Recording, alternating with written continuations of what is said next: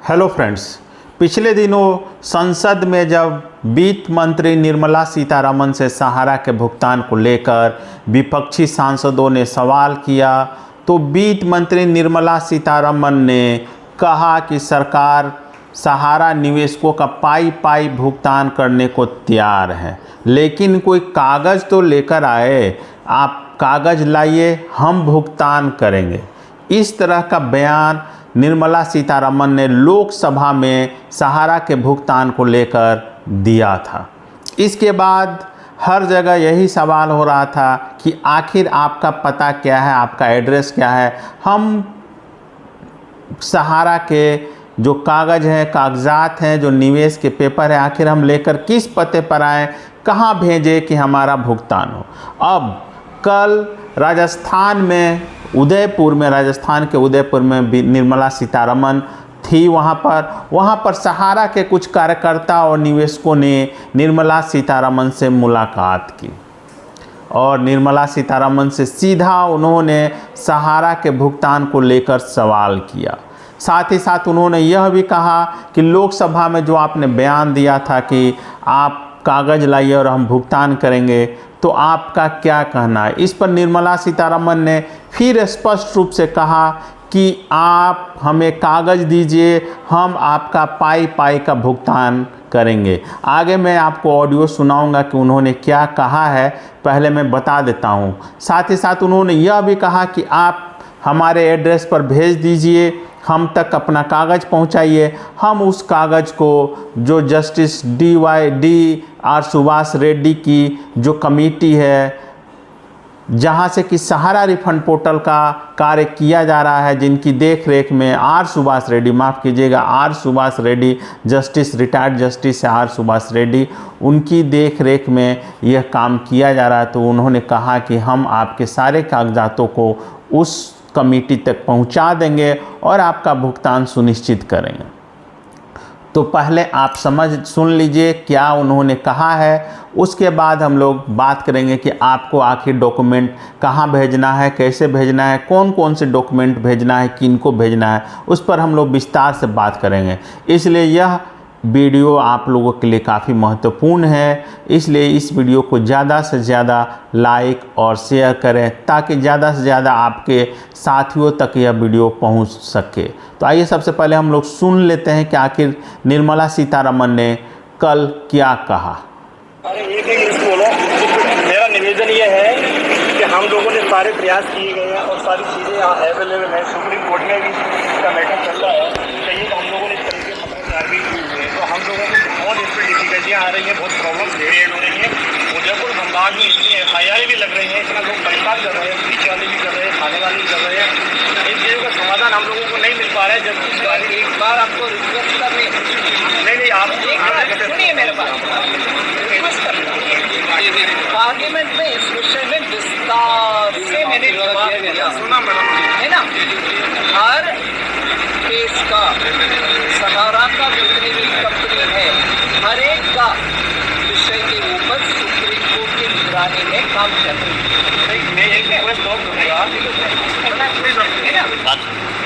हर एक का supreme court की निगरानी, मतलब एक रिटायर्ड जज बैठे हैं, उनके साथ 2 लोग भी हैं जो इसका सुविधा करने के लिए काम कर रहे हैं। फिर भी आप बोल रहे हो कि मेरा सुनवाई नहीं हो रही, तो मैं बोल रही हूँ आप लिखित मुझे भेजो, कोऑपरेटिव मिनिस्ट्री को भी भेजो। मैं उस कमेटी है ना, जज साहब के निगरानी में एक कमेटी है, वो सुप्रीम कोर्ट के निगरानी में काम कर रहे हैं, उस कमेटी तक आपका कागज़ पहुँचा देंगे। आप कागज़ भेजो। मैं एक रिक्वेस्ट और करना चाहूँगा, जो सितंबर में हमारी 4-5 तारीख को ये इसका डिसीजन होना है, उस पर भी कुछ सुनवाई होनी है, उस पर कुछ हम लोगों को राहत मिल जाए। वो विवरण मुझे इतना स्पष्ट मालूम नहीं है।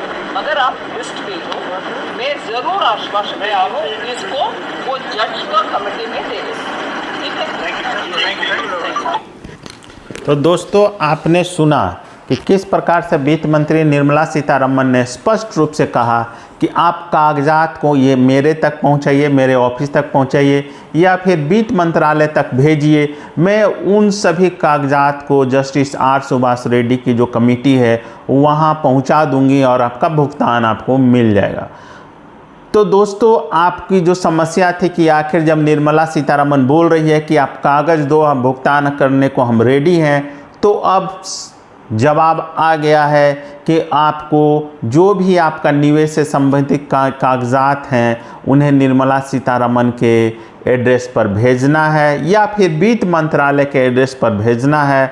और वहाँ के बाद वो लोग आपके कागजात को, जैसा कि उन्होंने कहा, मैं अपनी तरफ से नहीं कह रहा हूँ, आप स्पष्ट आपने सुना कि उन्होंने कहा, उसके बाद वो लोग उस कमेटी में भेजेंगे, उसके बाद आपका पेमेंट होगा। अब मैं विशेषकर ग्रामीण क्षेत्र के अपने जो मेरे दर्शक हैं उनके लिए मैं बता देता हूं कि देखिए, एड्रेस आपको निर्मला सीतारमण जी का और वित्त मंत्रालय का एड्रेस आप गूगल पे जाके करेंगे कि वित्त मंत्रालय भारत सरकार करके गूगल में आप सिर्फ बोलेंगे तो उनका एड्रेस आ जाएगा। वित्त मंत्रालय भारत सरकार करेंगे तो वित्त मंत्रालय का एड्रेस आ जाएगा। चूँकि यूट्यूब की कुछ पॉलिसी है, यहाँ पर हम किसी का नाम और एड्रेस नहीं बता सकते हैं, लेकिन आप YouTube पर सर्च करेंगे कि वित्त मंत्रालय भारत सरकार, वित्त मंत्री निर्मला सीतारमण एड्रेस, इस तरह से सर्च करेंगे तो आपको उनका एड्रेस मिल जाएगा। आप उस एड्रेस पर आपका निवेश से संबंधित जो भी डॉक्यूमेंट है, बॉन्ड हो गया, आपका मेंबरशिप का जो फॉर्म था वो हो गया, पासबुक हो गया, बैंक आपका जो डीबीटी बैंक है जिसमें आपको पैसा लेना उसका हो गया, आधार कार्ड आपका चाहिए, पैन कार्ड अगर है तो पैन कार्ड लगा दीजिए। तो कम से कम इतने डॉक्यूमेंट ज़रूर लगा के भेजिए। साथ ही साथ उसके साथ एक पावती पोस्ट कार्ड ज़रूर लगा दीजिए, चूँकि इससे क्या होगा कि आपको पता चल जाएगा कि आपका जो पत्र है वहाँ मिल चुका है। और कोशिश कीजिए कि अपने सारे डॉक्यूमेंट को आप रजिस्टर्ड पोस्ट से या स्पीड पोस्ट से ही भेजें। तो आप एड्रेस गूगल से लेकर जितने भी आवश्यक डॉक्यूमेंट है उसकी फ़ोटोकॉपी लगाकर वित्त मंत्री और वित्त मंत्रालय तक आप पोस्ट करें। अब वित्त मंत्री ने डायरेक्ट अपने से बोल दिया है कि आप हम तक पहुंचाइए, हम वो सारे डॉक्यूमेंट कमेटी तक पहुंचाएंगे और उसके बाद भुगतान आपको मिलेगा। तो कम से कम जो वित्त मंत्री बोल रही है उसको मानिए, क्योंकि पोर्टल से तो भुगतान हो नहीं रहा है। ऐसी स्थिति में आप सभी दस्तावेज़ों की फ़ोटोकॉपी लगाकर आधार कार्ड और बैंक डिटेल के साथ एक बार स्पीड पोस्ट और रजिस्ट्री पोस्ट से भेज के देखें। साथ ही साथ उसके साथ एक्नॉलेजमेंट पत्र जो लेटर होता है जिसको एडी हम लोग बोलते हैं, देखिए इस प्रकार का होता है, ऐसा रहता है। तो इस प्रकार का आपको मिल जाएगा 50 पैसा 1 रुपया में। तो वो ले लीजिए पोस्ट ऑफिस से और उसके साथ अपना पता देकर उसको भेज दीजिए। इससे क्या होगा कि आपको पावती रसीद मिल जाएगी हाथों हाथ।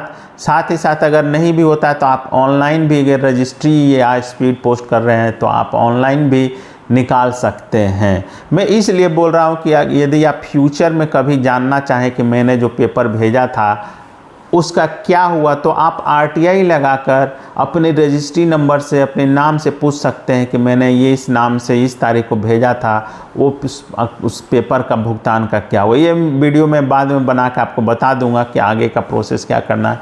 फिलहाल तो आपको वित्त मंत्रालय से, वित्त मंत्री से हरी झंडी मिल गई है कि अब आपको अपने जो कागजात हैं वो डायरेक्ट वित्त मंत्रालय भेजिए। उसके बाद उस कागजात को वित्त मंत्री, वित्त मंत्रालय कमेटी तक पहुंचा देगी। तो एक बहुत बड़ा अपडेट है, बहुत बड़ी राहत है सरकार की तरफ से। धन्यवाद।